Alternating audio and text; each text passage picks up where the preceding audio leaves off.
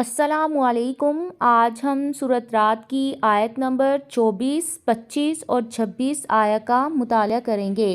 اعوذ باللہ من الشیطان الرجیم، بسم اللہ الرحمن الرحیم۔ سلام، سلامتی ہو، علیکم تم پر، بما اس وجہ سے جو، صبر تم نے صبر کیا، فنعما تو کتنا اچھا ہے، عقبۃ داری انجام آخرت کا۔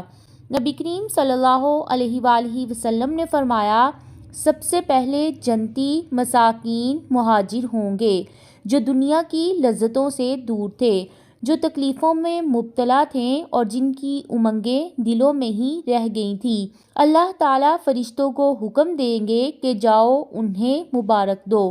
فرشتے کہیں گے، اللہ تعالیٰ ہم تیرے آسمانوں کے رہنے والی تیری بہترین مخلوق ہے، کیا تو ہمیں حکم دیتا ہے کہ ہم جا کر انہیں سلام کریں اور انہیں مبارکباد پیش کریں؟ تو اللہ تعالیٰ جواب دیں گے، یہ تو میرے بندے ہیں جنہوں نے صرف میری عبادت کی، میرے ساتھ کسی کو شریک نہیں کیا۔ تو فرشتے جلدی جلدی ہر دروازے سے گھسیں گے اور انہیں سلام کر کے مبارکباد پیش کریں گے۔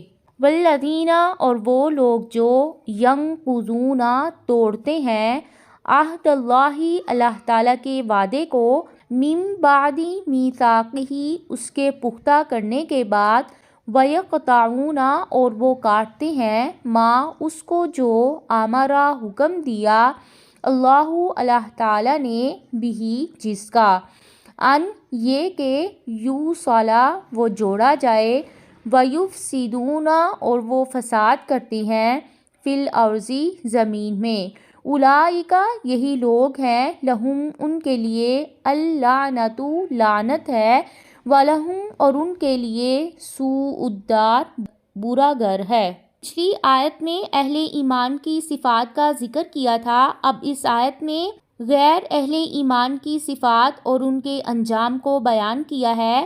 جو لوگ اللہ تعالیٰ سے کیے گئے عہد کا خیال نہیں رکھتے ہیں اور جن اوامر اور نواہی کا ان کو حکم دیا گیا ہے ان پر عمل پیرا نہیں ہوتے ہیں، اور جن تعلقات، رشتوں، قرابتوں کو جوڑے رکھنے کی انہیں نصیحت کی گئی تھی ان کا پاس نہیں رکھتے ہیں، اور کفر اور معاصی کا ارتکاب کر کے زمین میں فساد پھیلاتے ہیں، ایسے لوگ اللہ تعالیٰ کی لعنت کے مستحق ہیں، اور قیامت کے دن ان کا ٹھکانہ جہنم ہوگا۔ اللہ تعالیٰ یبسط پھیلاتے ہیں، الرزق رزق کو، لمن یشاء جس کے لیے وہ چاہتے ہیں، ویقدر اور وہ تنگ کرتے ہیں، وفرح اور خوش ہو گئے، بالحیات الدنیا دنیا کی زندگی میں، وما الحیات الدنیا اور نہیں ہے دنیا کی زندگی، فی الآخرۃ آخرت کے مقابلے میں،